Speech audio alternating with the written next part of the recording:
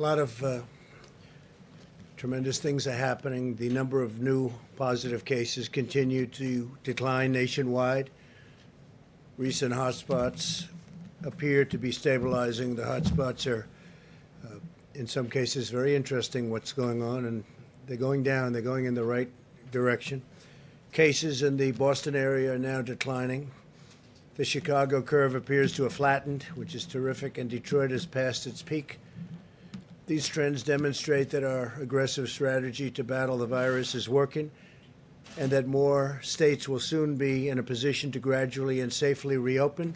That's very exciting. It was very exciting even today watching and seeing what's happening, and people are getting ready and they're all excited.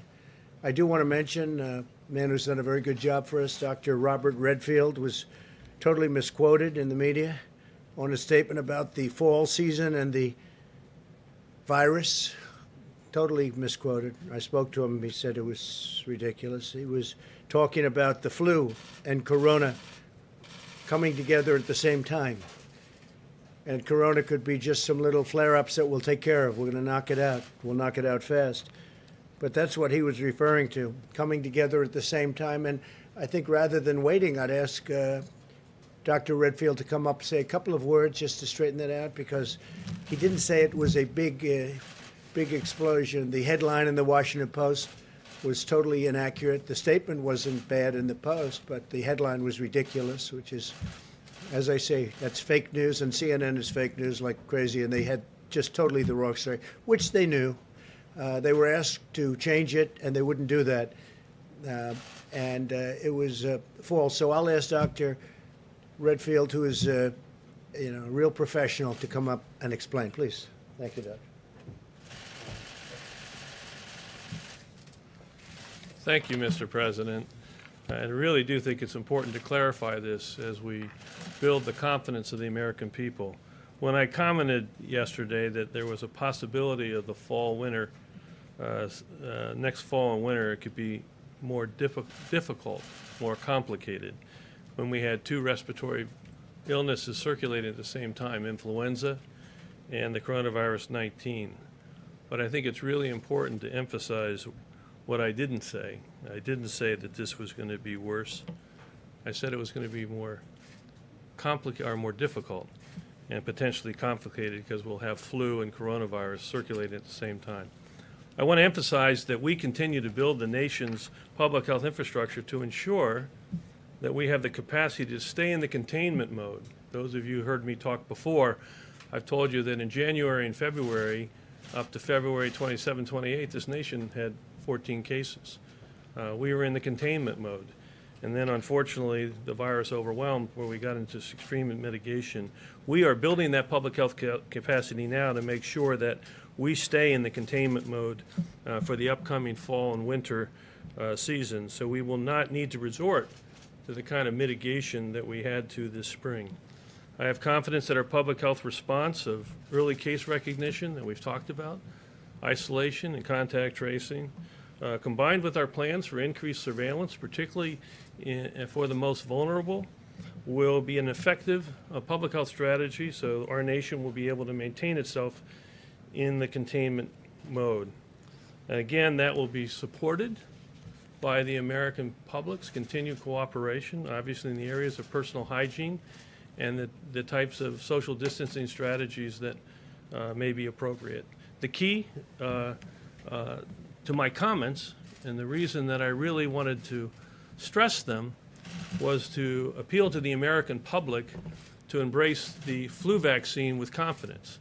One of the greatest tools we have as we go through the fall, winter season that we're into is to get the American public to embrace the influenza vaccine and thereby minimize the impact of flu to be the co-respiratory disease that we confront. Thank you very much. Could I just ask a follow-up on that, Dr. Redfield, please? Just to clarify. But I don't know what to follow up. He was misquoted, totally misquoted. He said they could come together. They didn't talk about that. And his whole purpose in making the statement was to get a flu shot so that next fall we don't have such a big season of flu. And we possibly won't. But as you said, it's possible if the corona even comes back, and he doesn't know that it's going to, and neither do I. We spoke at great length. And I think the doctor will speak if you'd like to continue, but we may have some embers, and we're going to put them out, of corona. But we may have a big flu season. But that's different. Flu is very different from corona. Ask him a follow-up question? Yeah, go ahead, sure. Okay, so, Dr. Redfield, the Washington Post, which you did the interview with them, they quoted you as saying there's a possibility that the assault of the virus on our nation next winter will actually be even more difficult than the one we just went through. And when I've said this to others, they've kind of put their head back. They don't understand what I mean. We're going to have the flu epidemic and the coronavirus epidemic at the same time. Is that what you said to the Washington Post? Yeah, that's what I was trying to say to you just a minute ago, that the issue that I was talking about being more difficult, is that we're going to have two viruses circulating at the same time.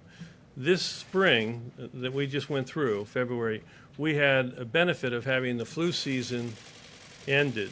So we could use all our flu surveillance systems to say, whoops, this is coronavirus, we need to focus. Next fall and winter, we are going to have two viruses circulating. And we're going to have to distinguish between which is flu and which is the coronavirus. And so the comment that I made, it's more difficult. Doesn't mean it's going to be more impossible.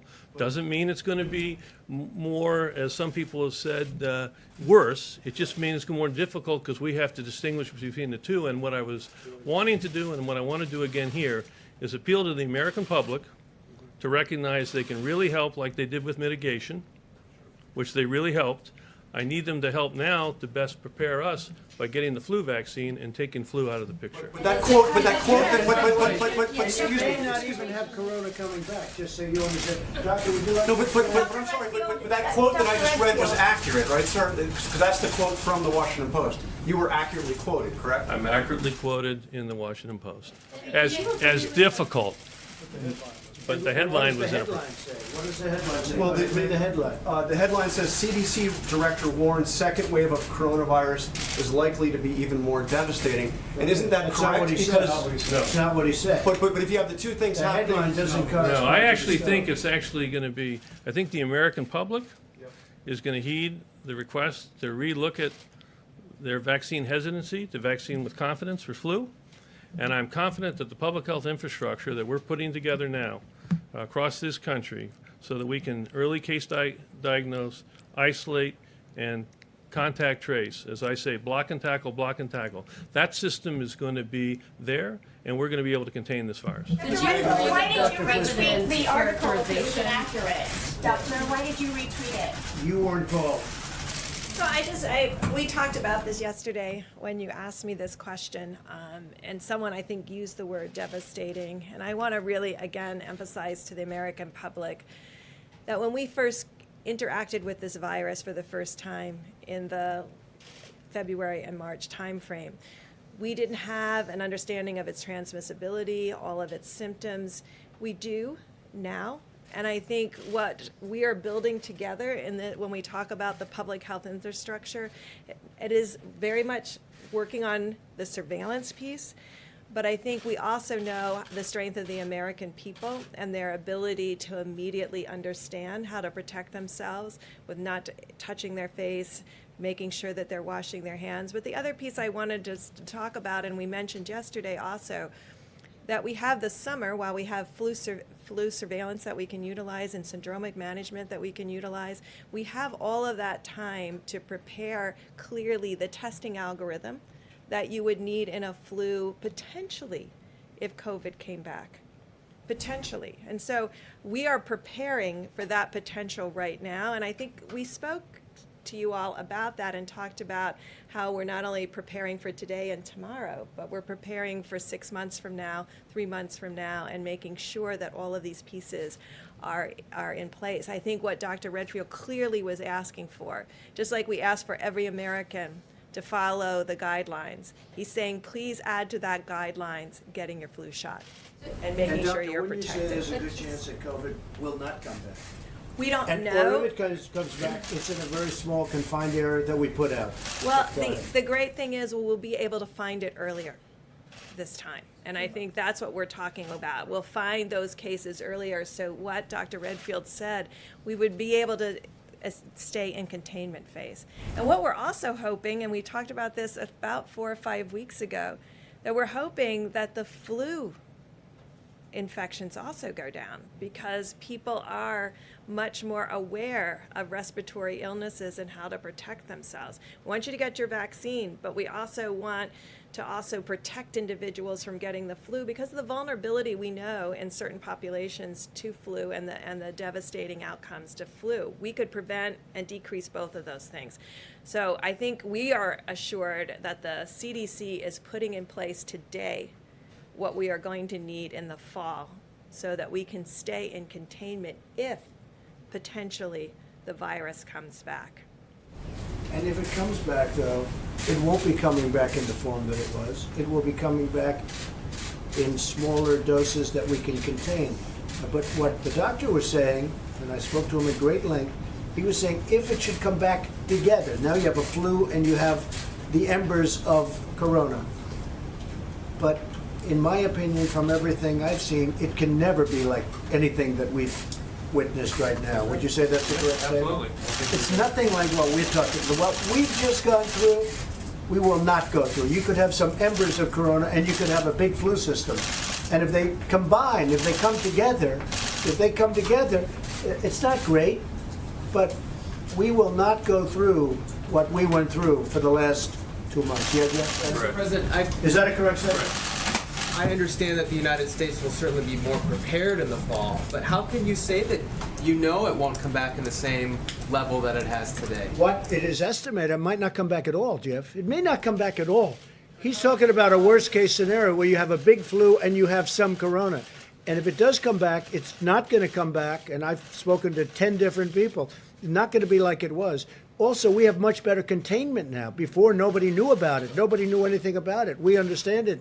Now, if we have pockets, a little pocket here, then we're going to have it put out. It goes out, and it's going to go out fast. We're going to be watching for it. But it's all possible. It's also possible it doesn't come back at all. I understand the containment, but I don't understand how you know it won't come back on a big scale. I didn't say it's not. I said if it does, it's not going to come back on anything near what we went through. But you could have a mess where they come at the same time. And if they come at the same time, the flu is not the greatest thing in the world, Jeff. It's not the greatest thing either. If they come at the same time, you have them both.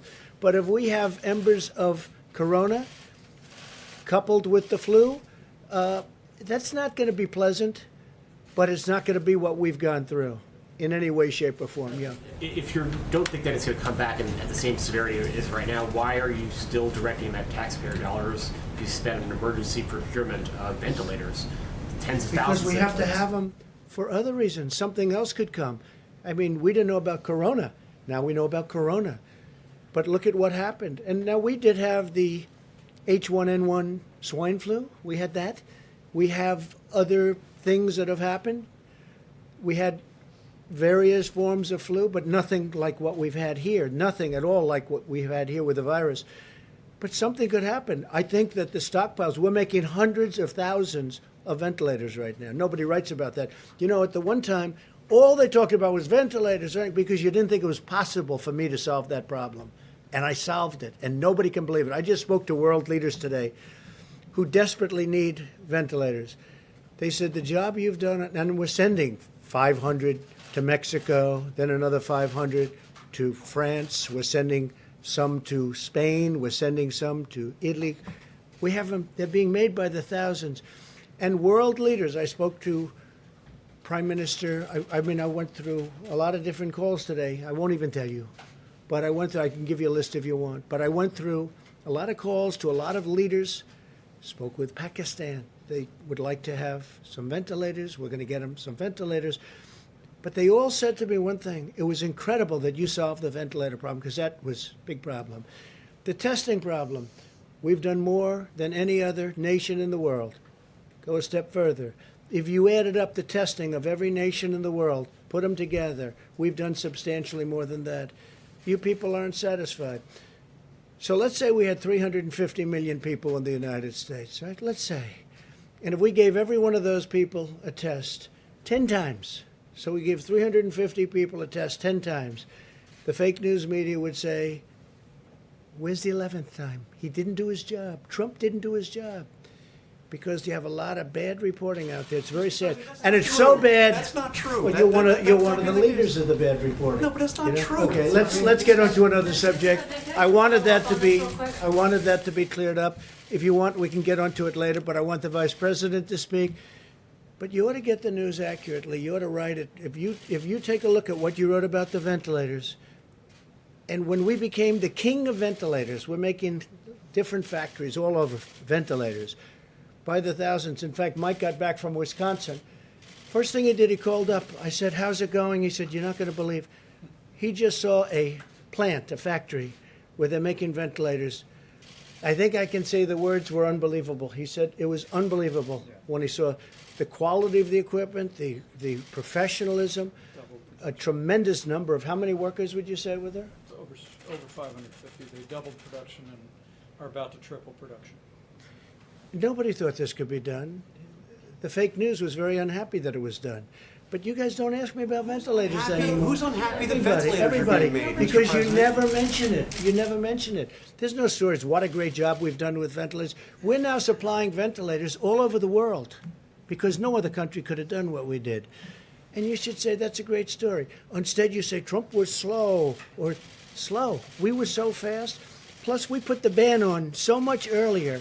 When Nancy Pelosi, as an example, you don't say this, when she's having her rally in San Francisco, in Chinatown, in San Francisco, nobody wants to say that. If we didn't, and Dr. Fauci said this, if we didn't close our country to China, we would have been so infected like nobody's ever seen. When you saw the chart, and we were at the top of the list in terms of success, nobody wrote it. I said, "Where is anybody going to use that chart?" Nobody wrote it. In terms of mortality, you saw that. Nobody wrote it. Germany and our country, the most successful in terms of mortality. Nobody wrote it. It would be great if you wrote the truth, but let's get on with it because I want Mike to speak, and then we'll take some more questions on the assumption you'd like to, and I think you probably will. It's been encouraging to watch states begin to open up, and it really has been. It's a beautiful thing to see as restrictions are lifted. We must maintain vigilance and continue practicing social distancing. I encourage governors to follow a careful, phased approach, and I want to remind all Americans to adhere to our guidelines, very important. The governors are going to adhere, hopefully, or they're going to do what they think is best. I want them to do what they think is best, but ideally they'll adhere. Wash your hands, avoid close physical contact as much as possible, and wear a face covering when distancing is impractical. There are cases. We've flattened the curve and really made tremendous progress, but we must guard against a dangerous rebound. We don't want a rebound. That's so important. This is what we're just talking about. We don't want a rebound. The doctor doesn't want a rebound. These people definitely don't want a rebound. I don't think you want one, do you? Huh? You, especially. We don't want rebounds after all this death that we've suffered. Not work. I don't view work. I view it death. That was unnecessary. Should have never happened. Should have never left that little area where it started. You know it, and I know it, and they know it. In our all-out war against the virus, we continue to make great strides on testing, famous testing, doing more than anybody else anywhere in the world. Nothing funny about that, John. Most of the governors have never faced a situation like this before, but we're helping them find unused testing capacity within their states. Tremendous testing capacity that the governors, in many cases, didn't know they had. And additional capabilities are coming online every day. We're coming up with new equipment, like the Abbott Laboratories equipment. On-site, 5 minutes, great success. Everybody wants it.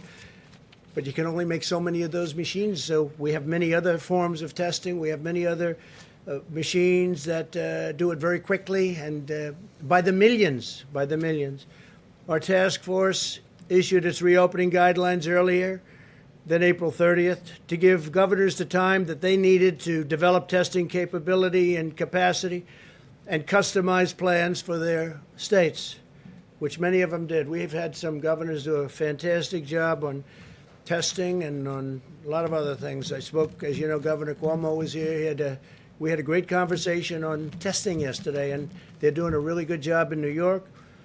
We're working very closely with each of the states to help them succeed. I spoke earlier today with Governor Newsom, California, and that was all about testing that conversation. He's been scaling up really well, really good job.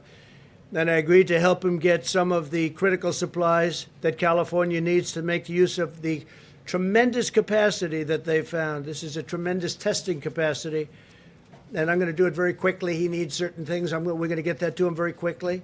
Now, could he get it himself? Yes, but I can get it faster. He understands that, and he's done a great job. And we're going to have it to him. We're going to have a lot of it to him over the next 2 days, and we're going to beef it up the following week, get him a lot of additional. He's done a really terrific job in California. Some of the governors have done a fantastic job working with us. I told the governor of Georgia, Brian Kemp, that I disagree strongly with his decision to open certain facilities which are in violation of the Phase 1 guidelines for the incredible people of Georgia. They're incredible people. I love those people. They're great. They've been strong, resolute, but at the same time, he must do what he thinks is right. I want him to do what he thinks is right. But I disagree with him on what he's doing, what I want to let the governors do. Now, if I see something totally egregious, totally out of line, I'll do. But I think spas and beauty salons and tattoo parlors and barber shops in Phase 1, we're going to have Phase 2 very soon, is just too soon. I think it's too soon. And I love the people. I love those people that use all of those things, the spas and the beauty parlors and barber shops, tattoo parlors. I love them. But they can wait a little bit longer, just a little bit, not much, because safety has to predominate. We have to have that. So I told the governor very simply that I disagree with his decision, but he has to do what he thinks is right. I'm excited to announce that in the coming weeks, the Air Force Thunderbirds, they're incredible, and the Navy Blue Angels, equally incredible, will be performing air shows over America's major cities and some of the cities that aren't major cities. They're going to be doing a lot of work, a lot of very dangerous flying. It's dangerous. You know the odds when you start going at massive speeds and you're 18 inches away from each other. That's dangerous work. Your son is a great pilot, and I don't know if he can be. Could he be a Thunderbird? I don't know. See. I think he probably could, from what I hear. I don't know if I'd want him to be, because it's incredible what they're able to do, and to sacrifice our front line. What we're doing is we're paying tribute to our front line healthcare workers confronting COVID, and it's really a signal to all Americans to remain vigilant during the outbreak. This is a tribute to them, to our warriors, because they're equal warriors to those incredible pilots and all of the fighters that we have for the more traditional fights that we win, and we win. If we want to win, we always win. Sometimes we don't want to win, so we just go to a standstill. But that's always, that's not the way this country works. Operation America Strong was the idea of our great military men and women, the Thunderbirds and the Blue Angels crews, who wanted to show support to the American medical workers who, just like military members in a time of war, are fiercely running toward the fight. It's going to be great. I want to see those shows. I've seen them many times, and I can't get enough of them. And on July 4th, we'll be doing what we had at the mall, as you know. We're going to be doing it. Last year was a tremendous success, and I would imagine we'll do it. Hopefully, I can use the term forever. That was a great success, as you remember. Even though it was pouring, it was raining so hard. It was raining. That was about as hard as I've seen in a while, but it was an amazing success. Didn't bother the pilots, didn't bother the military, didn't bother the crews that we had there. So we're going to be doing that again on July 4th. Our great military is operating at 100% during this crisis, and thousands of troops are deployed alongside of civilians in the COVID hotspots. As you know, you see them all over. When I spoke with Governor Cuomo, and when I spoke to Gavin Newsom and many of the other governors, they wanted to know if we could have some military help with the medical, and we gave it to them. And in every case, they said fantastic. I mean, just fantastic. New York City, Mayor de Blasio called me to say it was inspiring to watch. He was there when the military came in. He said it gave everybody spirit when he saw the professionalism and the spirit that they had. They walked in and they helped a lot of people, doctors, nurses, respiratory technicians and professionals. It was an incredible thing. But everybody that saw them going to work said that was something special. So we're going to have some tremendous air shows all throughout our country, and that's in honor of what we're all going through together and the people that are helping us so much. And unfortunately, the people who have passed away from something that should never have been allowed to happen. Following around-the-clock negotiations yesterday, the Senate answered my call to replenish the Paycheck Protection Program so that millions of additional American workers can keep getting a paycheck. We just increased it by $310 billion. I urged the House to pass the bill without delay. In our first round of funding, we provided nearly $350 billion, and it went at record speed to American workers and small businesses. And it's really been an incredible success. I want to thank the banks. We had the big banks, the little banks, the commercial banks of all kinds. We had the community banks, were fantastic, by the way, community banks. And as you know, this was an interesting story. In recent days, I've called for Harvard, that's Harvard University, which has a $40 billion endowment fund, to return the money that it was allocated under the CARES Act. And I'm pleased to announce that Harvard has announced today that they will not accept the funds, nor will Stanford University or many of the others that were involved, both on a university level, also on a company level. Some of the companies were bigger than people had represented or bigger than people had thought, and strong enough that they didn't need the money. So there's a certain amount of money that we are not sending. Well, as soon as I heard it, I said, stop funds. And for the most part, I guess they stopped it, Mike, right? They stopped it. But we're not, they're not accepting the money, and that's great. And so I want to thank Harvard. I want to thank Stanford, and I want to thank the other companies.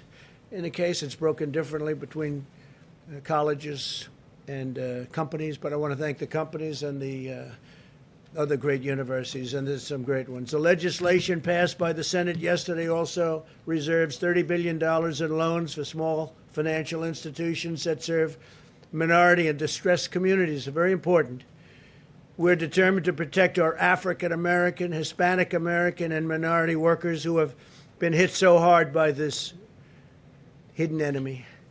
My administration is pursuing a comprehensive strategy to address the full spectrum of needs in these communities, supporting both health and economic revitalization.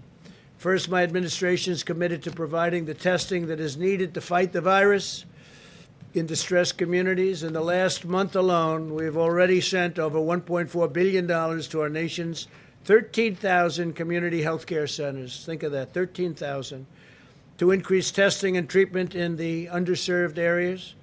We're also expanding access to telehealth. Telehealth has become a big deal. You know, I've been reading about it for years, and all of a sudden, because of this, it's become a big thing. People can't leave their houses. They didn't want to leave their houses for various reasons, including they wanted to follow the guidelines. The legislation passed by the Senate yesterday, and I want to thank everybody. A great vote, great. It's, as you know, it was a unanimous vote. How often do you see that? But the legislation passed by the Senate yesterday includes an additional $25 billion to further expand testing and provides even more funding for community health centers and various forms of epidemics and pandemics. And we'll be working on that because, you know, as per a couple of your statements and questions before, we want to work on that for the future. We hope this doesn't happen again ever. But last time was of this magnitude, 1917. That's a long time ago. So we want to be prepared. And we are prepared. And as I told you, we're building up hospital, not only our stockpile, which is being up greatly, being built up greatly, but also hospital stockpiles. We're getting them what they need. We're working out cost arrangements with them, and we're getting them a lot of the ventilators, which are the hardest thing for them to get, both from a cost standpoint and a technical standpoint. At the same time, we're also supporting the establishment of new testing sites focused on these communities. 40 sites have launched so far, and there are plans to launch dozens more in the next 3 weeks. We're coming up with testing apparatus and testing plans that are incredible when you look at the numbers. And some people are very, very big on testing. But some people are much less big than I am, I will tell you, and they're professionals. But we want to have it so that nobody can talk about, gee whiz, I wish we had more testing. Nobody's done it like we've done it, and nobody will. And we're getting very much stronger. We have incredible professionals doing it. So many different tests have now evolved. People are finding it even hard to believe. My administration is working closely with governors to ensure that they have the testing infrastructure in place to reduce further spread of the virus if they're so inclined to use the testing apparatus, including strategies for older individuals, low-income Americans, minorities, and Native Americans.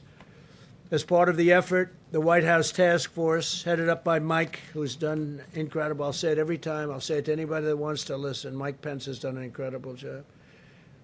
Really an incredible job. Thank you. Is providing technical assistance to all 50 states through one-on-one phone calls as they develop and implement their plans. In addition, my administration is committed to restoring Black and Hispanic communities to full economic health.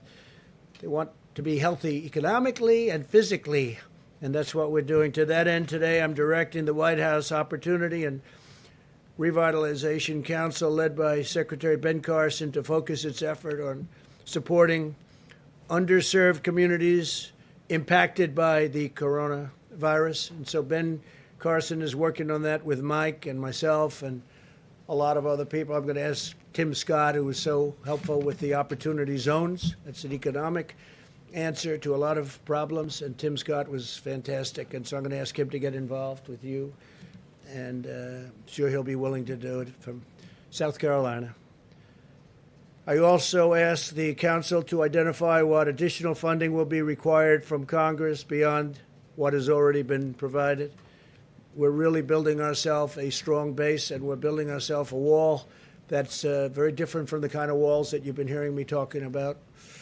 But it's nevertheless, it in many ways performs the same function, and hopefully it's going to perform it equally as well. Furthermore, the Council will seek input from the private sector and community leaders on how we can best support minority and distressed communities. As president, I'm absolutely determined to deliver a great future for Americans of every race, religion, color, and creed.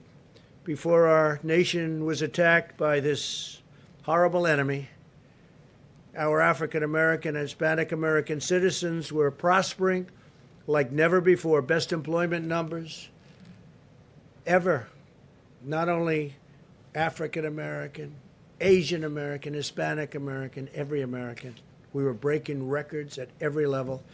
We had almost 160 million people employed. We were never even close to that number.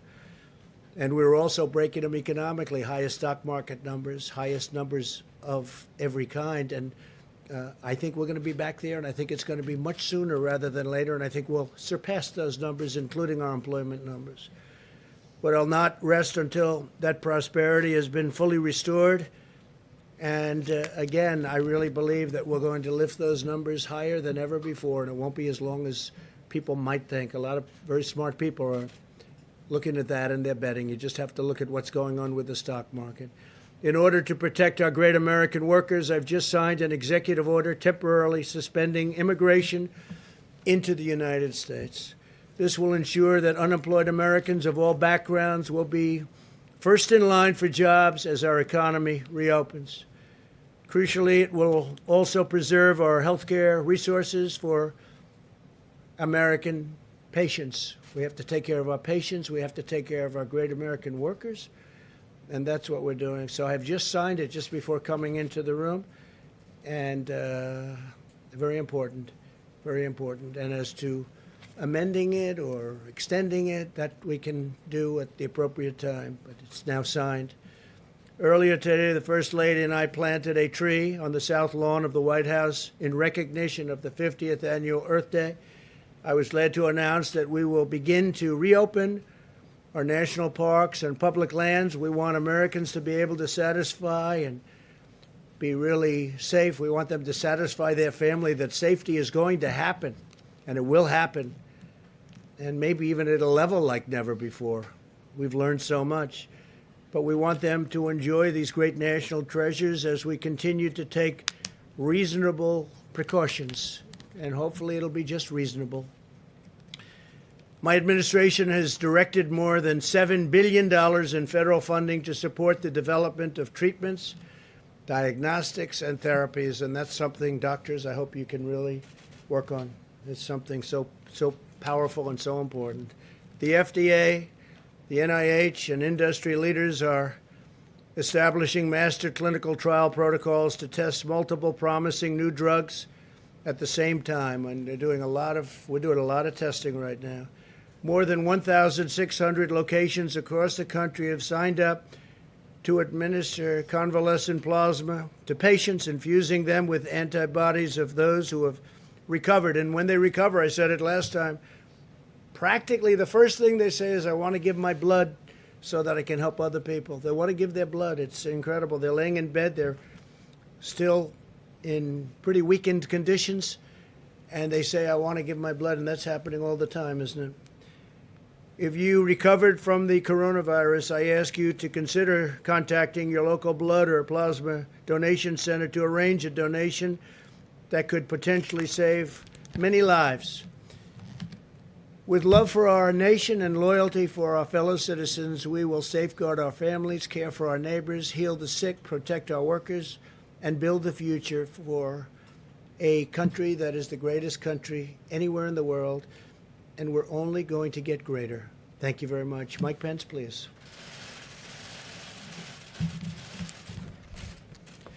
Thank you, Mr. President. White House Coronavirus Task Force met today, and despite the fact that there have been more than 843,000 Americans who contracted the coronavirus, and we grieve the loss of more than 47,000 of our countrymen. According to Dr. Birx and her team, we continue to see encouraging signs because the American people have been putting into practice the guidance that's been issued by the President and this task force, and they've been taking to heart the guidance of state and local officials. And Mr. President, as we learned today, we are continuing to see declines in all the major metro areas around the country that have been most impacted. Numbers remain low and steady on the West Coast, in Washington State and in California. The New York metro area, New Jersey, Connecticut, all appear to be past their peak. And as our scientists may reflect in a few moments, we also are seeing the positive rate going down, which is actually even as encouraging as the declining cases. The Detroit metro area appears to be past its peak. The Seattle metro area, as I mentioned, remains stable. New Orleans metro area is the most stable of all the large metro outbreaks.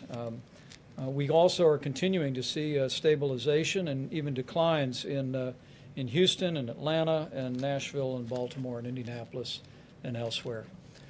This is a tribute to the American people, to the fact that the American people have taken to heart the guidelines, the social distancing, the personal hygiene, the recommendation that you use the drive-through at a restaurant rather than going in a restaurant and avoiding groups of more than 10.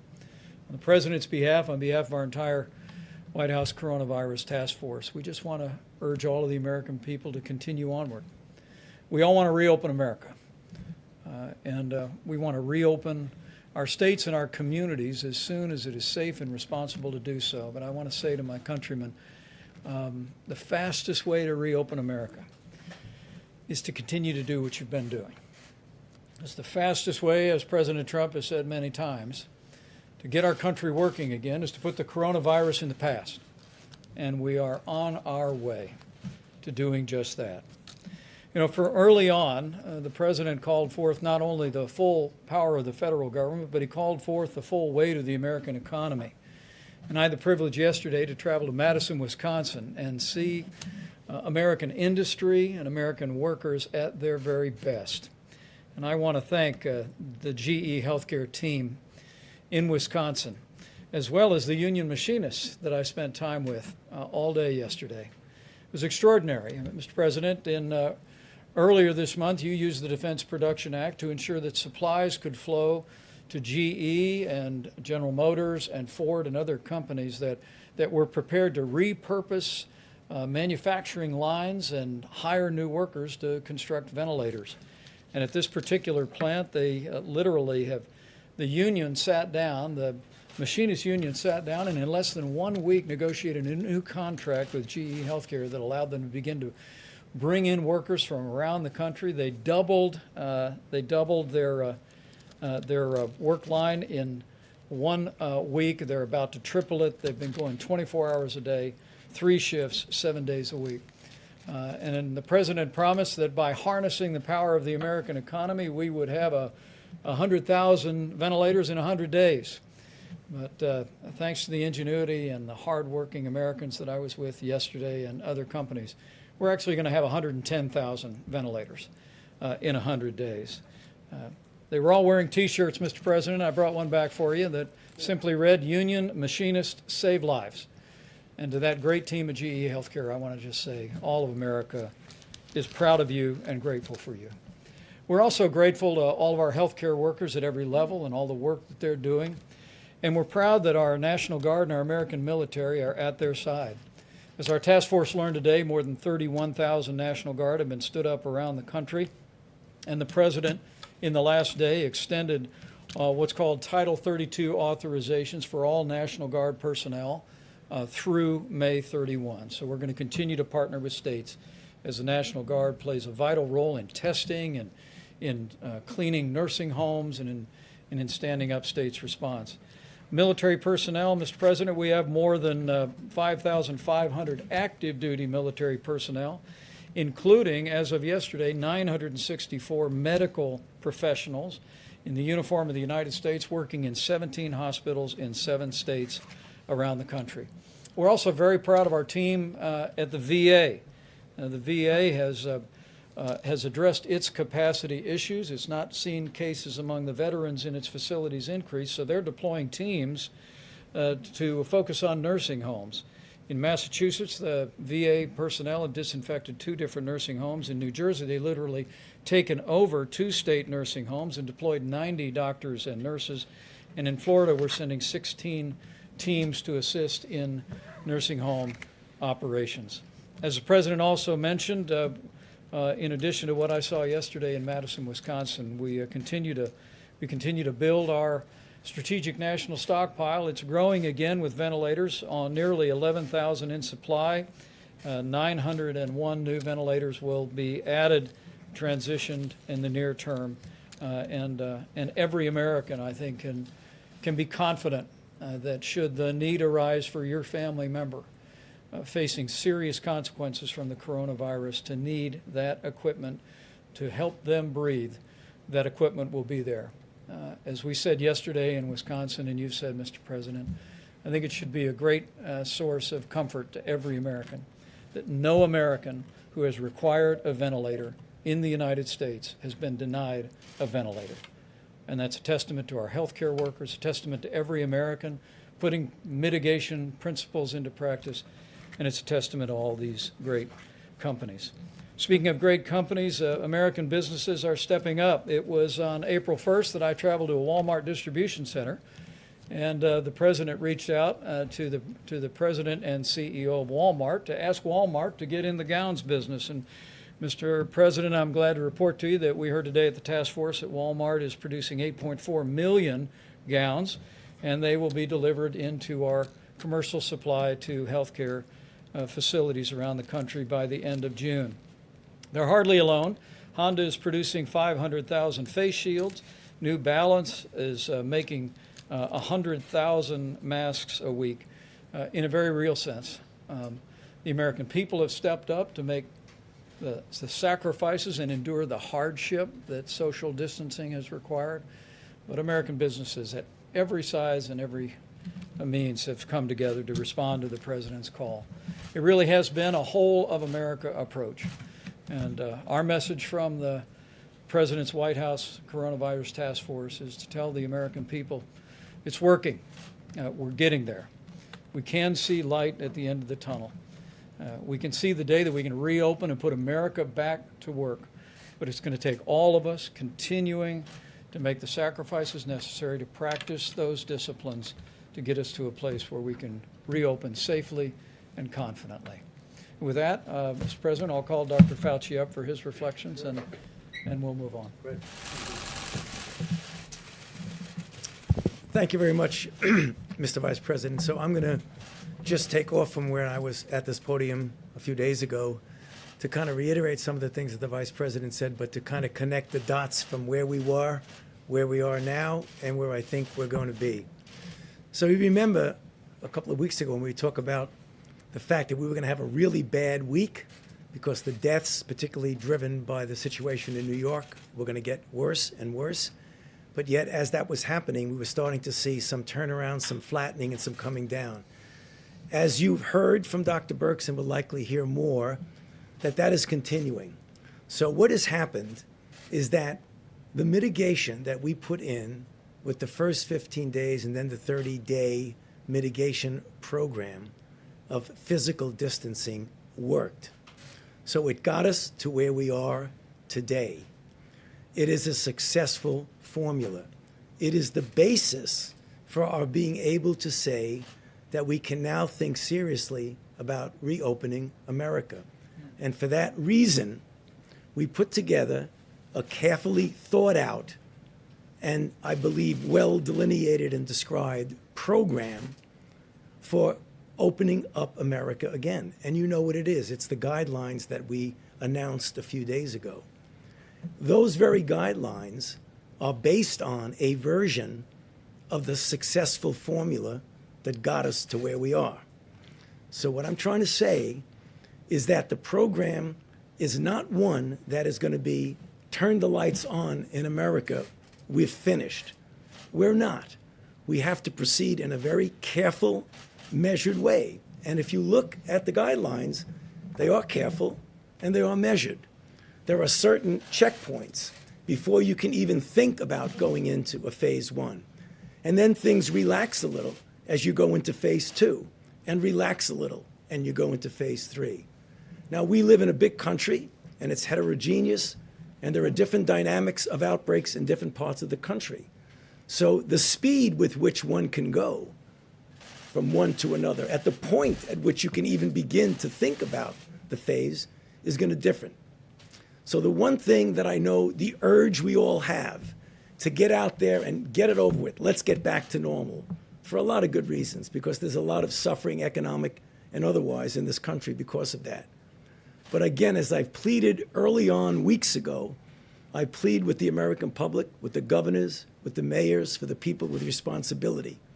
Although I know one has the need to leapfrog over things, don't do that. Do it in a measured way. This is a successful formula. The problem is, if we don't do that, there is a likelihood that we'll have a rebound.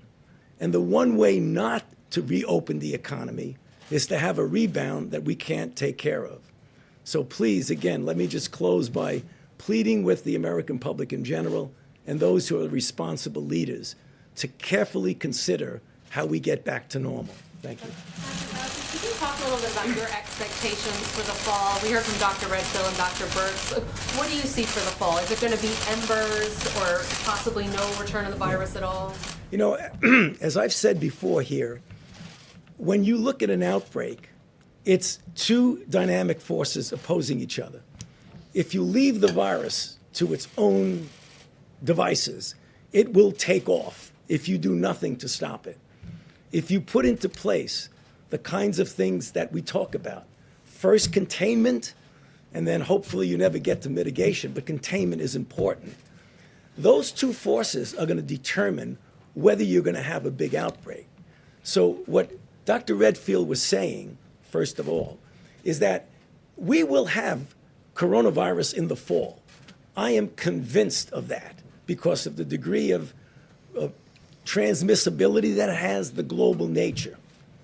What happens with that will depend on how we're able to contain it when it occurs. And what we're saying is that in the fall, we will be much, much better prepared to do the kind of containment compared to what happened to us this winter. Now, the complicating issue is that unlike the syndromic and influenza-like observances that we have, that you could pick it up by clinically what's happening, it's going to get complicated by an influenza season. And I believe that's what Dr. Redfield was saying, that is going to be complicated. So whether or not it's going to be big or small is going to depend on our response. And that's what I think people sometimes have misunderstanding. Nobody can predict what is going to happen with an outbreak, but you can predict how you're going to respond to it. And that's really very important. So you would caution against people thinking that in the fall there's not going to be coronavirus anymore and we won't have to worry about it. Or if it is, it'll be spotty and it won't be a big problem we have to worry about. There will be coronavirus in the fall. If we do, which we won't, but let's take an imaginary period. We say, okay, coronavirus, forget about it. We're not going to do anything about it. It will take off. That's what viruses do. But that's not what's going to happen. We are going to respond to it to not allow it to do that. Dr.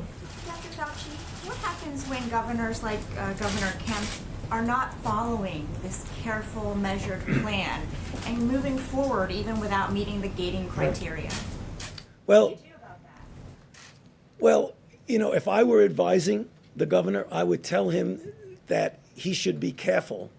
And I would advise him not to just turn the switch on and go, because there is a danger of a rebound. And I know there's the desire to move ahead quickly. That's a natural human nature desire. But going ahead and leapfrogging into phases where you should not be, I would advise him as a health official and as a physician not to do that. Okay? Go ahead, please. Thank you, Mr. President.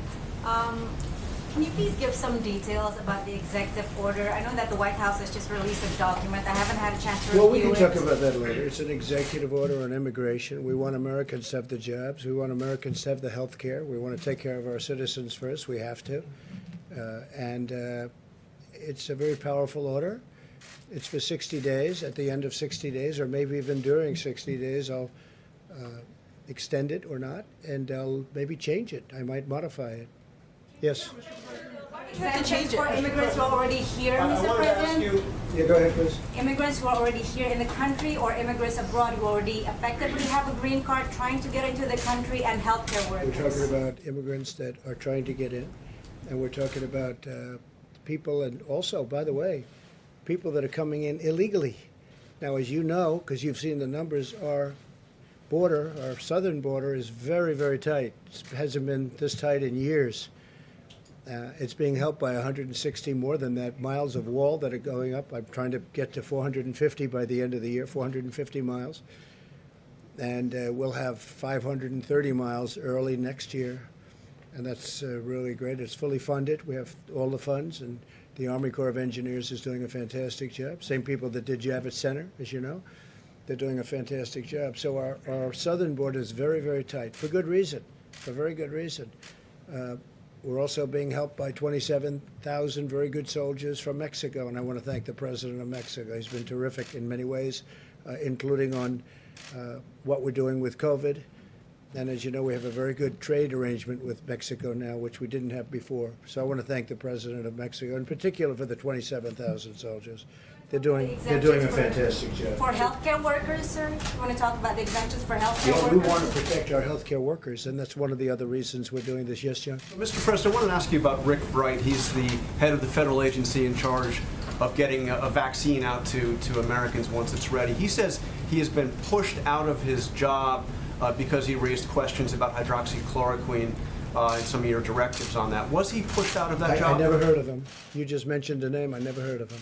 When did this happen? This happened today. Well, I never heard of him. If the guy says he was pushed out of a job, maybe he was, maybe he wasn't. You'd have to hear the other side. I don't know who he is.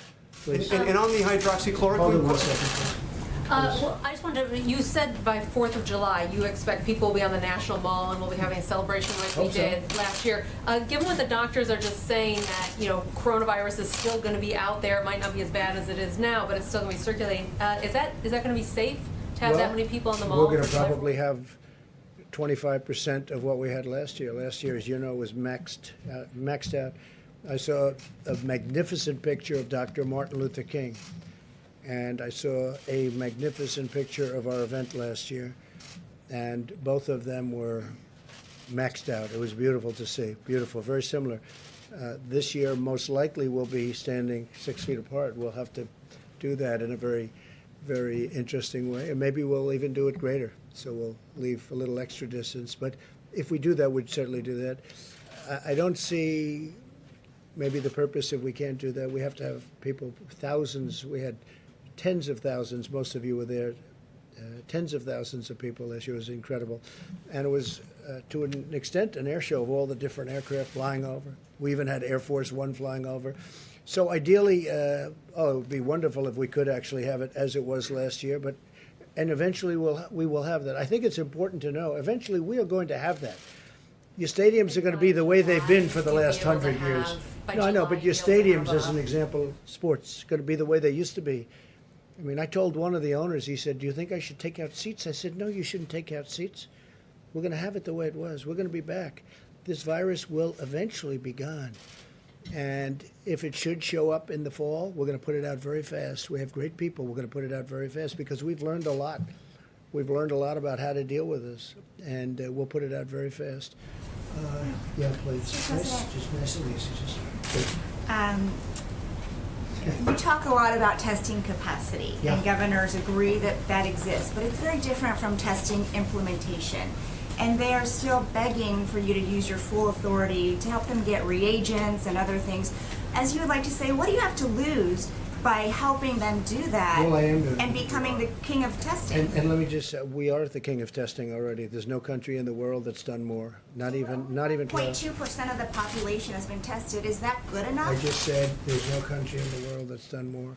And we have tests that have already come out that are going to be introduced very shortly that will do it more. My problem is this. It's very much of a media trap. Whether we did 2%, 5%, 50% or 100%, it'll never be enough, no matter what. Now, with the expertise and with what we did, because of our expertise and tremendous talent at manufacturing, what we did with the ventilators, that wasn't a trap because we got them done, shockingly to everybody, because of the incredible talent like Mike Pence saw yesterday in Wisconsin. But we have numerous of those sites all over the country doing the same thing. So that when the governors were complaining, some of the governors, I must say, and it was very much along party lines for the most part, but except for one, when the governors were complaining, we said, no, how many do you need? We need 50, we need 100. One governor asked for many, many, many thousands, and it turned out they didn't need that, and that's good. We got them, and nobody that needed a ventilator, you know this, and we went through this with the governors that needed a ventilator, didn't get a ventilator. That was an incredible achievement. With testing, it's a little different. It's much easier than ventilators. It's like 2%. But, for instance, the swabs are coming in by the millions. They're coming in, literally coming in by the millions. Totally ordered. We wanted the highest quality. We could have gotten a much lesser quality. We didn't want to do that. We got the highest quality. But testing, it's like no matter how well you do, you can always say more. With the ventilators, they either have them or they don't. In fact, we went to one meeting. Who wants a ventilator? One governor said, we'd like 25. 25, you got them. Who else? Nobody spoke up. That was 4 weeks ago. So that was great. The problem with the testing is, and I said, if we test 350 million people, you'll say, no, we want them to have a second test or a third test or a fourth test. Not everybody believes as strongly as some people in testing. Some people want to do testing because they think it's impossible for us to fulfill that goal. That's easy compared to ventilators, as I've said. But we have a tremendous testing capability, better than anybody in the world right now. And every day it's growing, and it's growing very substantially. These doctors are very talented people. They've seen testing all their lives. They've never seen anything like we've been able to do. So we're going to give everybody what they want with the testing. But again, testing, and I've said it from the beginning, the actual test has to be administered locally. You can't do from Washington or faraway locations federal testing nearly as well as you can where you have a governor and he has mayors and they have representatives and they know the back of a Walmart. Put it in the parking lot in the back of a Walmart, or put it in a certain location in different states. They're doing it beautifully. It's working beautifully. The relationship I have with the governors, and Mike has, and we all have with the governors, I would say other than one or two, but even them, they don't complain. They're not complaining. So we're doing tremendous testing. And ultimately, we're doing more testing, I think, than probably any of the governors even want. Okay, please, Jennifer. Back on the immigration EO, can you say, is it just for green cards, for green card holders? Or Green cards were is it also for subject. people seeking temporary work visas? It's subject to change. We have some people coming in, for instance, helping the farmers. We want to have the farmers take care. They've been coming for years and years, and they're helping our farmers, and they've been coming in for years. We don't want to do, the border's been turned off a number of times over the years. And you know what happened? Our farmers all went out of business. They were out of business. They couldn't farm. We're taking care of our farmers. Nobody ever took care of farmers like I take care of farmers, including the $19 billion that we're dispersing to farmers because of some very good things that happened. Subject to change because some of your advisors are saying there could be a problem with it, or subject to change No, because just you want it to might be extend? modified. It could be modified next week, in 2 weeks. It could be modified in 2 months. No, we may modify it as we go along. But right now we have a very powerful immigration ban, but it could be modified, meaning made tougher or made less tough. We don't want to hurt our businesses, and we don't want to hurt our farmers. Very important.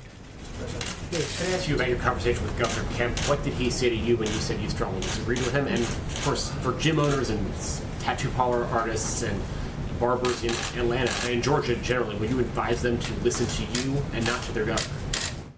Look, I'd like them to listen to their governors, all of their governors. I have the right to do if I wanted to clamp it down, but I have respect for our governors. They know what they're doing. I think, and as you know, Brian Kemp, governor of Georgia, I worked very hard for his election. He beat their superstar. He beat the superstar of their party. I think you can say I helped a lot. Michelle Obama, Barack Obama, Oprah Winfrey, they all went in. They campaigned for him very, very hard. And he lost. He also was way down in a primary and he ended up winning a primary after I came out and endorsed him. So a lot of good things, and there's a lot of good feeling between myself and Brian Kemp. I like him a lot. I happen to disagree with him only in time and timing. I disagree. When you have spas, beauty parlors, and I love these people.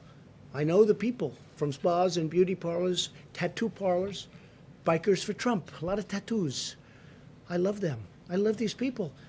And barbershops. These are great people. But you know what? Maybe you wait a little bit longer till you get into a phase 2. So do I agree with him? No. But I respect him, and I will let him make his decision. Would I do that? No. I'd keep him a little longer. I want to protect people's lives. But I'm going to let him make his decision. But I told him I totally disagree. Okay. Thank you, Mr. President. The Vice President in his remarks was talking about the federal efforts that have been undertaken as it relates to nursing facilities. And as you both know, they've been just so incredibly hard hit, just tragic, over 10,000 COVID-19 deaths so far. The industry says that they're struggling as it relates to testing. Can you commit to increasing testing at the nursing facilities across our country? We're doing that automatically. I mean, that's almost common sense, but we're doing that automatically. I mean, you look at the state of Washington. That was our first glimpse of it. They got hit so horribly in that nursing home. It seemed like everybody was from a particular nursing home. So we knew immediately that was going to be a problem, and we're doing that 100%. We're taking very special care of our nursing homes and our seniors, other than me. Other than me. Nobody wants to take care of me. But other than me, we're taking care of our seniors. Another area. Please, Mike, thank you, Mr. President. No, it's just an enormously important question.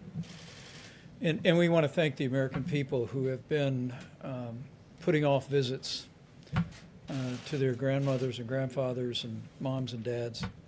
It's tough. I'm going to be in Indiana next week, and I'm not going to go see my mom. She lives in her own home, but people get it, that the risk of serious illness for a healthy American of the coronavirus is fairly low. You'll either have flu-like symptoms or no symptoms at all. But as we've said so many times at this podium, and the American people get it, a healthy American could inadvertently convey the coronavirus to a senior with an underlying health condition and have the kind of heartbreaking results that we've seen in nursing homes around the country. It's the reason why from early on the President took decisive action to raise the infectious disease standards at every nursing home in America. He deployed all 8,000 of our inspectors, the Center for Medicare and Medicaid Services, to dedicate all of their time to ensuring compliance with those new higher standards.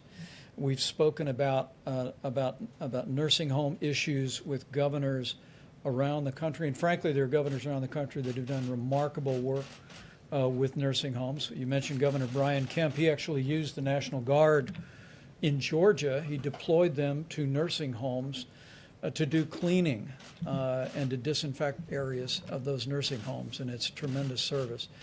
But to your point about testing, if you look carefully at the guidelines, or Open Up America again, you will see that in phase 1, the level of testing that we contemplate is first that we want to be able to test anyone who has the symptoms that may be coronavirus and be able to test them quickly.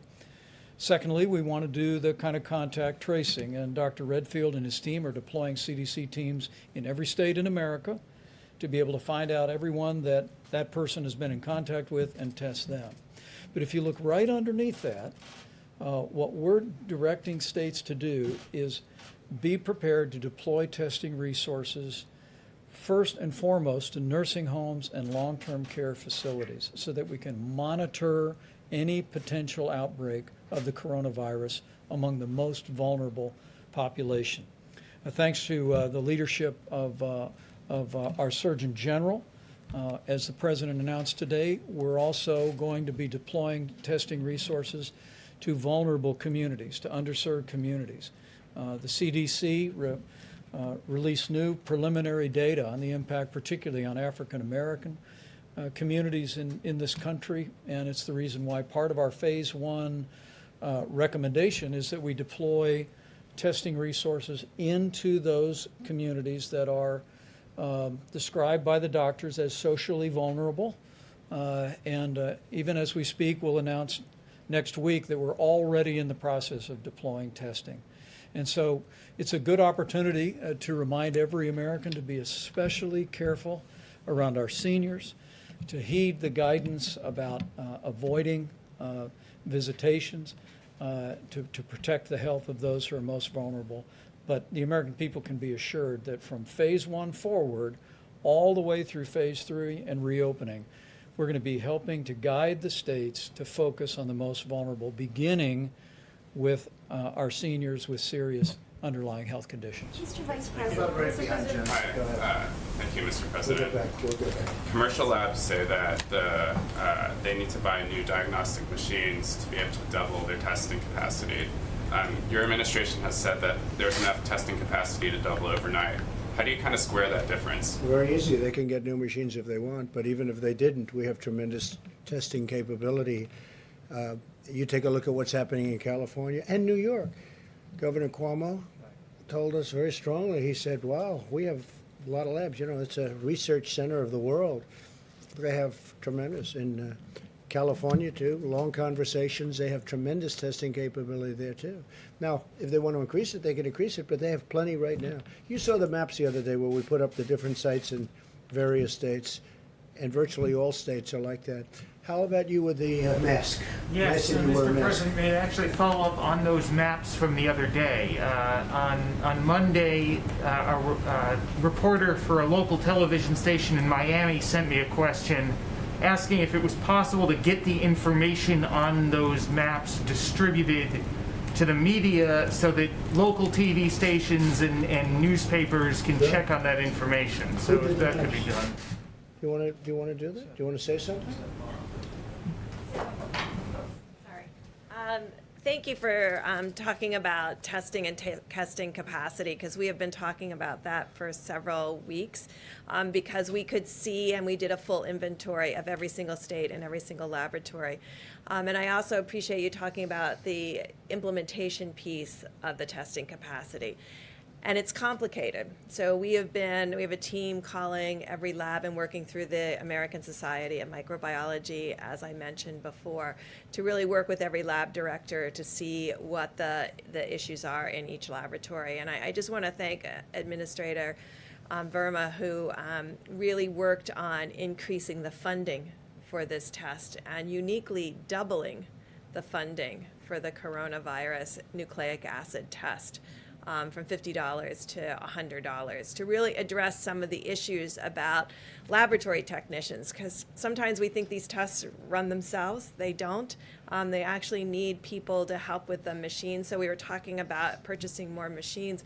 We actually need to have additional laboratory technicians to really be able to work all of those machines. And so it's lab by lab, state by state, and that's the dialogue that's going on now to unlock the full potential of the United States. Maybe the testing would not be needed at this moment, and maybe it is, but we want it also totally available in the fall if it comes to an issue where we have to distinguish between flu and COVID-19. So we're building infrastructure and capacity not only for today, but for tomorrow, and really showing a new way to really deal with pandemics and bring testing to scale, because the country has never had to do this before. I mean, if you look at some of the other countries, they're struggling with some of the issues from PPE to testing. And so this is a universal issue, but we're working on it as a collective to really have a very innovative and integrated way to approach testing. But without building new, they have tremendous capability. And the maps are, I will ask the companies, because obviously it's proprietary where every single machine is. And, you know, if you have that machine and 5 others, maybe you don't want to know, let that person know you have 5 others. It's kind of like Coke and Pepsi. So I think we're working very deliberately to really be able to share those maps. The governors, I can tell you that all of the state governors and the mayors have those maps, and the addresses and the type of machine for every single laboratory in their jurisdictions, so that they know. The governors were not aware that those laboratories were available to them. Dr. Burks, before you leave, on the state of California is now partially broken with CDC restrictions on who would get guidance on who should get testing, because they want to test people without any symptoms at all in high-risk environments like a nursing home. Do you agree with this? Vice President Pence, do you agree with this? Well, not only do we agree with it, it was in our guidelines. That was fundamental to our guidelines, and I think we were the first group that said testing asymptomatics will be key. We've always said that we think that's a significant contribution to infections, and we went to the places where we thought it was most critical to find cases the earliest, and so that is where we have asked states in the guidelines to start with nursing home, indigenous peoples, and people in underserved areas in cities to really ensure that we're monitoring for any type, because we know the asymptomatic piece may be the tip of the iceberg, in fact, be the iceberg underneath the surface. And so if you're only seeing cases, maybe this.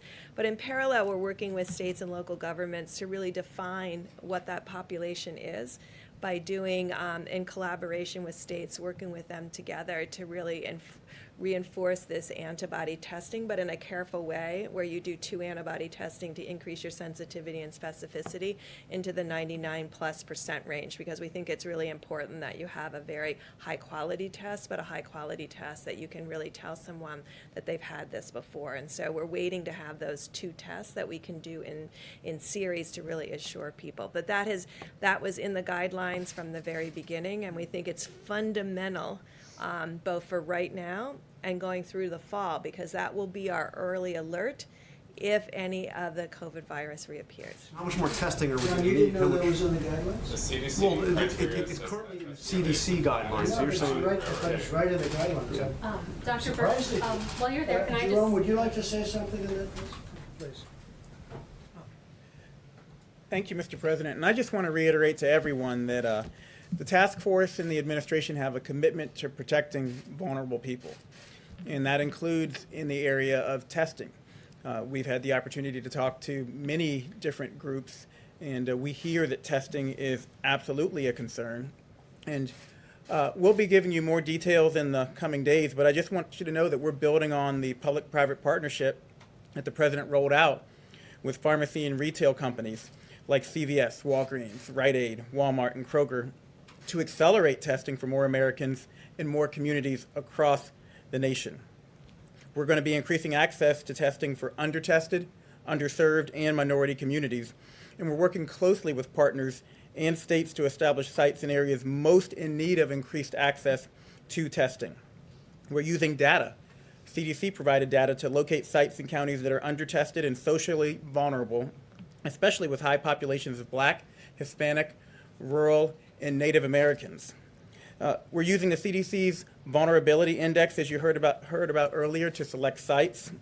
This measures the resilience of communities when confronted by external stressors along 4 main themes: socioeconomic status, household composition, and disability, minority status, and housing type. Our goal is to have about 2/3 of these initial sites located in counties with moderate to high social vulnerability, and about 1/4 of these sites in counties with high social vulnerability. So again, I want communities that are vulnerable to understand that we are strategically and intentionally making sure we're deploying testing in those areas so that people can get identified if they have symptoms, can get identified if they are asymptomatic, and that we will be able to deploy resources approprially. Thank you, Mr. President. I have a quick follow-up for Dr. And I have to Burks. say, our Surgeon General is doing a great job. Thank you. Great job. Really good. OAN in the back. Mr. President, thank you. Can we talk about Iran? You put out a message this morning making a rather big announcement for our military when it comes to Iranian aggression. Are you going to change formally rules of engagement for our U.S. military so that they can engage? We're covered 100%. We don't want their gunboats surrounding our boats and traveling around our boats and having a good time. We don't want them anywhere near our boats. And so you know the order I gave. I don't think I have to say it again, but I've given that order. Under the Obama administration, it was taking place all the time. Under my administration, I gave this order early on, and nothing happened. They were very nice. There was no problem. But then I noticed yesterday they did that in a much lighter form, but they did that again. I said, we're not going to stand for it. So if they do that, that's putting our ships at danger and our great crews and sailors in danger. I'm not going to let that happen. And we will. They'll shoot them out of the water. The U.S. military does not have to change its rules of engagement in order to follow your... No, that's in rules of engagement. That's a threat when they get that close to our boat. And they have guns. They have very substantial weapons on those boats. But we'll shoot them out of the water. Okay? Please.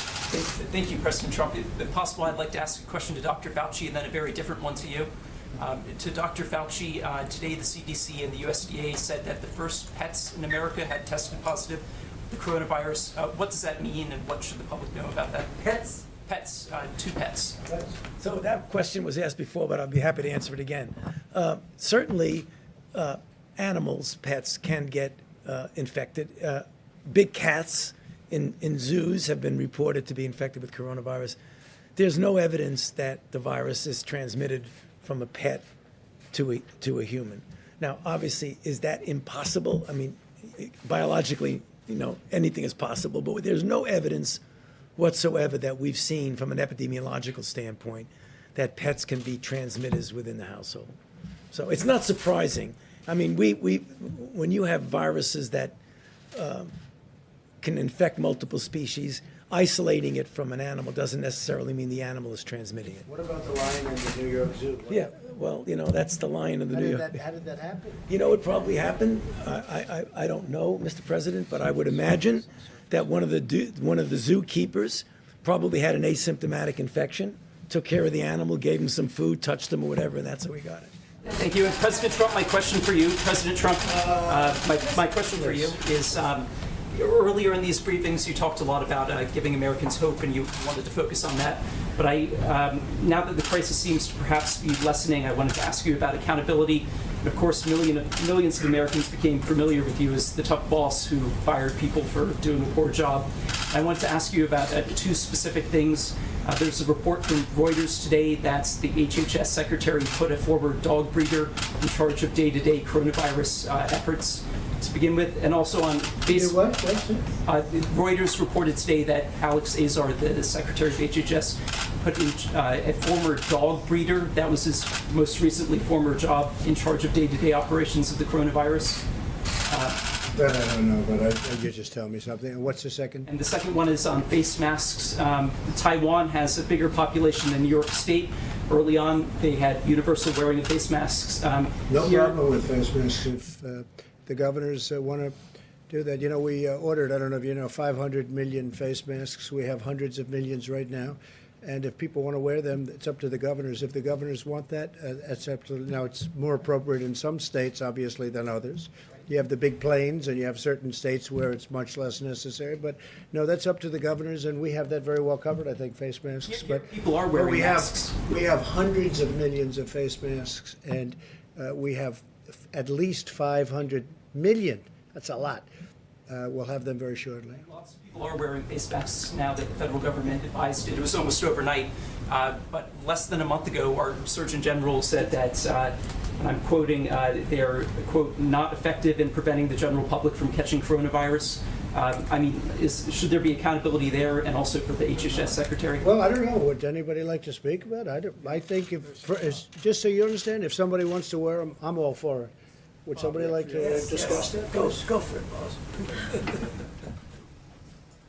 I think the comments that we made when we came into face masks, and I think it's important when we came out with the CDC guidance about face masks, or what we called face coverings, was in recognition of the growing understanding of asymptomatic infection or pre-symptomatic infection, was the recognition that we could use a barrier. And the reason, you know, and I have mine when I'm in public right here that I use, you know, that this barrier, in case I was in fact infected, if I didn't know, is a barrier to prevent me to protect you in case I happen to be asymptomatically infected. There's very good data to show that the ability of viral particles to go through a barrier is substantially diminished. And that's why we recommended these face coverings. I think if you go back to when CDC came out with that recommendation, some people may think intuitively it's to protect them from getting infected. No, it was to protect you from potentially getting infected by me when I go out in public. Jerome, do you? Sure. I actually appreciate you asking that question because it's one that that we've had to clarify several times, and I understand why the American public has been confused over time. As Dr. Redfield mentioned, initially we said, based on CDC, World Health Organization, and most other major public health organizations, that the public needed to know that these masks were not effective or shown to be effective in preventing you, if you wear a mask, from catching coronavirus. Another important thing to remember is the context of those statements was a run on medical masks, on N95 masks, and our healthcare workers were at risk. What's changed? What's changed is we found out that unlike past viruses that are spread through the respiratory route, a significant proportion of coronavirus cases can be traced back to asymptomatic spread. So the task force deliberated this. We've always told you that we will look at the facts and we will give people recommendations based on the best available evidence at the time. And once we saw that asymptomatic spread, we said, well, masks still aren't effective, and from our point of view, at preventing you from catching coronavirus in a significant way. But we've always told people that they should wear masks if they know they have symptoms to prevent them from spreading to other people. Well, now that we know about 25 to 50% of people are spreading asymptomatically, we suggested people wear cloth facial coverings to prevent asymptomatic spread. You wear your mask to protect me. I wear my mask, and Dr. Redfield mentioned it. I've got my mask. I believe I have mine on me, Bob. I carry mine around with me, too. I wear my mask to protect you. We're 6 feet away, which is why I'm not wearing my mask to protect you now, and we also all have been tested. So that's why I'm not wearing mine now. Yeah, but I'm right next to you. Well, I'll put mine on if you want me to, sir. But again, important to know that if you're going to wear a mask, it's not a substitute for social distancing. Still, social distancing is the #1 thing you can do.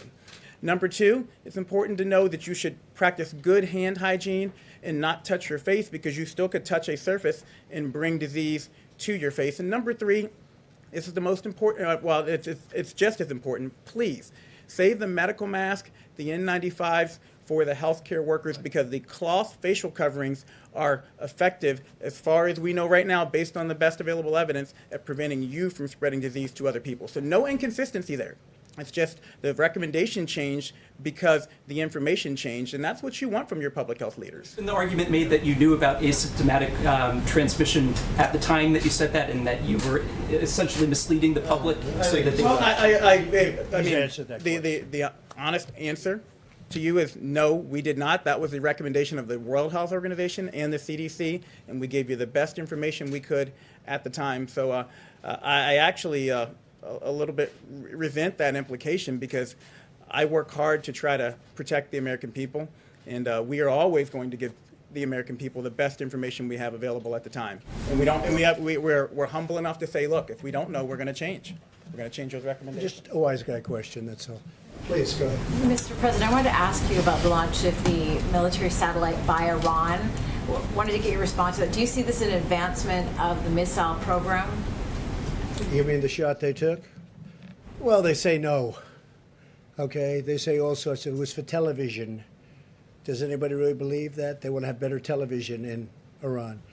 So they say no. We're watching Iran very closely, very closely. We know more about Iran than they do right now. We know more than they do. So we know all about it. We watched it. We knew it was going up. We followed it very closely.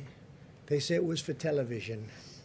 Yes, please. Mr. President, just a quick Go follow-up. ahead, finish up then, please. Yeah, very quickly. Are you concerned that they see this as a potential vulnerability on the part of the United States? There was the outbreak. What is it, vulnerability? Military readiness, the outbreak on the Roosevelt, the fact that you're consumed with dealing with coronavirus here in the United States. Various navies have had outbreaks of COVID. Look, we're in 184 different nations right now. 184, the COVID.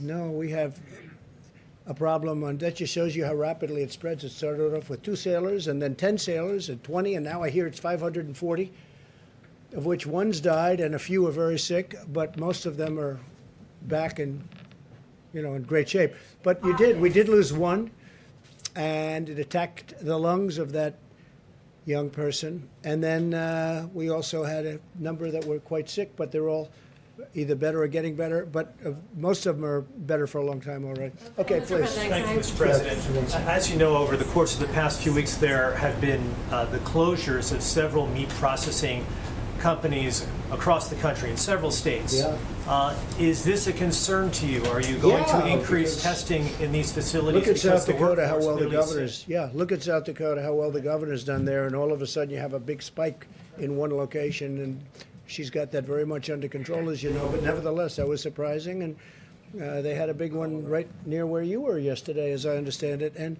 so, yeah, we're concerned about that. They're closing 1 or 2 of the plants, actually. Is the food supply secure? Yes, totally secure. It's in great shape. Yeah. Yeah, in the back, here you go. Thank you, Mr. President. The Attorney General in the state of Missouri filed a law case against China, accusing it of lying and covering up about the origin of the virus. Yeah. Do you support that, and do you call Well, I for haven't seen the international... case. I know about the case. He filed a case against China. I love Missouri, as you know. It's great. But I'm going to take a look at it. I actually know about it very much. I have to take a look at it. I have not seen the case in terms of reading it, but I will be doing that. Call for international investigation. Well, we're going to have to take a look. Oh, we're doing investigations. We're doing our own. But I do want to see and review that lawsuit. I'm sure that won't be the last one. Yeah. I just had a follow-up question for Dr. Fauci, if you don't mind. Yeah, sure. I'm happy to ask you one after. John had asked the president about Rick Bright, and he said he wasn't sure who that was, but I'm sure you're familiar who he is since he was the head of BARDA. So there's a concern or an accusation he's raised that he was removed from his job because he protested widespread use of hydroxychloroquine. Are you familiar with this situation, and Do you feel like public health experts feel they are able to speak publicly or to speak out in opposition to Here I am. things? Yeah. So you don't feel like there's any concern among the people at the NIH right now or in the public health community? At the NIH? Absolutely not. Dr. Fauci, knowing Dr. Bright and knowing what his gifts are as one of the country's leading experts on vaccines, are those gifts best suited at NIH rather than BARDA? What's he going to be doing with you? What is he going to be doing at the NIH? Are his gifts best suited to work You know, with you I- rather than BARDA? I don't really think I can comment on somebody's relative gifts. I mean, he's going to be at the NIH and he's going to be responsible. From what I hear, again, this is what I've heard, that he's going to be responsible for the development of diagnostics, which is very, very important. The NIH is going to be involved in trying to develop new generation diagnostics, which we feel is going to be very important for the future of being able to facilitate the kinds of things that now are sometimes problematic. Are you And why do you say he has great gifts or gifts? What, do you know him? No, I mean, no, I'm but have just you looking at his reviewed him? resume. He's working- Have you studied him? Have you reported on him? You said his gifts. I mean, His entire career. well, that doesn't mean you have developing gifts. I know a lot of vaccines, people, they play including baseball, but they can't hit 150 Well, in he the helped major develop the leagues. flu vaccine last No, year. no, but you talk about his great gifts. Go ahead, please. Thank you Please, so go ahead. You much. could go, please. Thank you, sir. I have two questions, one for myself and then one for a colleague of ours who cannot be here today because of social distancing. From where? From where? I'm with USA Today. First, the executive director of the National Association of Counties said today that the White House did not want to see money for local, state and local governments in the latest COVID assistance package. And they didn't want to say what? What does that mean? Tell me. I'm sorry? What does it mean? Repeat it, say it a little differently. The executive director of the National Association of Counties said today that the White House objected to putting funding for state and local governments into the latest COVID assistance Oh, really? package. That's interesting. Is he a Democrat? I do not know, Well, sir. check it. How could you ask that question without but knowing? what- Check it out. You'll find out. I'll check it out. Okay, But what's the he next says question? his question was. You his know the point- numbers, you know the money we put into states, local governments, everything else? And they have to be responsible for their own finances. But you check it out. Go ahead. What's the His next? point was that he said that you felt like that this would somehow be a disincentive for states to open their economies. Is he correct about that? How would he know what I felt? I never spoke to him. I don't even know who he is. You don't know who he is either. Yes, his name is Matthew Chase, sir. Okay, it doesn't help me and it doesn't help you. Okay,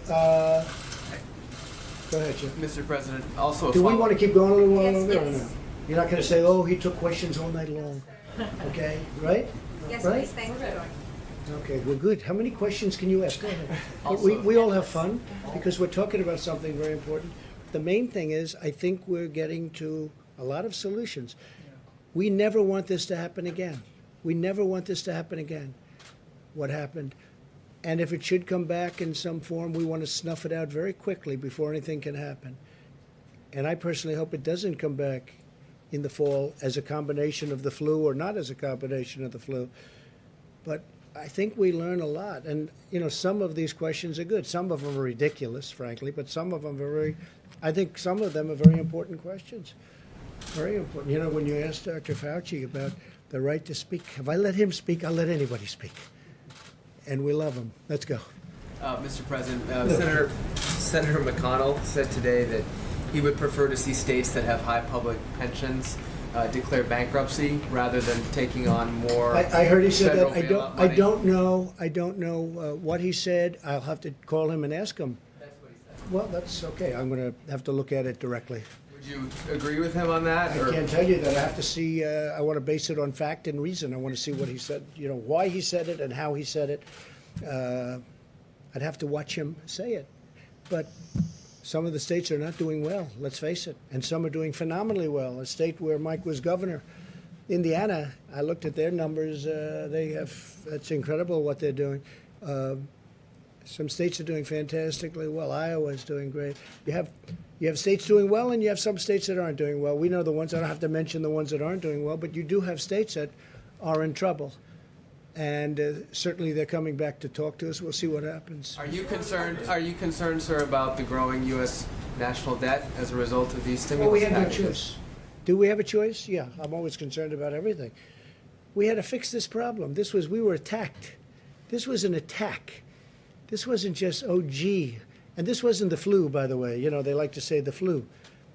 Nobody's ever seen anything like this. 1917 was the last time. We were attacked. We had the greatest economy in the history of the world. We had the greatest economy, better than China, better than any place. They will tell you that. I dealt with them for a long time, and they will tell you we had the greatest economy, and we built it in the last 3 years, 3.5 years, we built it. And then one day they came and they said, you have to close it. I said, you got to be, these people right here, they said, you have to, they came into my office, into the Oval Office, and they said, we have to close the economy. I said, let's explain this. Explain this to me. The greatest ever in history, and we had to close it. Now we're going to open it again, and we're going to be just as strong or stronger. But you have to spend some money to get it back open. We saved our airlines. We just, as you know, finished up with the airlines. We saved numerous companies that are great companies that 2 months ago were having the best year they've ever had. Now all of a sudden they're totally shut out of markets. There was a great spirit today. You know, the fact is some of the governors are opening up their states. And I saw it. I feel it. I don't know if you folks go. I feel it. There was a great spirit today. I don't know. The stock market was up today, I guess.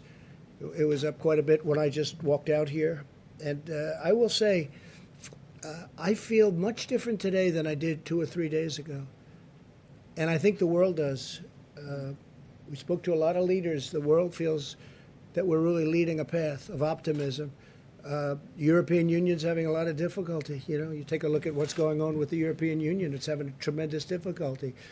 But we're going to be back, and we're going to be back stronger than ever. We're going to be at a level, I think, that everybody's going to be and they do. They look up to us. They want to know, what are we doing? What are we doing with therapeutics? What are we doing with vaccines?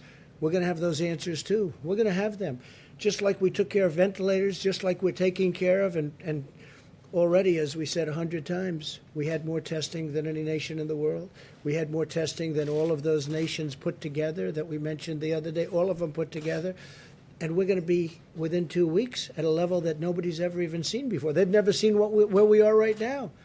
You don't have to build new machines. You don't have to build new labs. We already have them. But some of the labs are even upgrading to be able to double and triple their capacity in one case. Now, we're at a level that nobody's ever been. We're going to be bigger, better, and stronger than ever before. So I'm not concerned about that. Thank you very much. Thank you very much.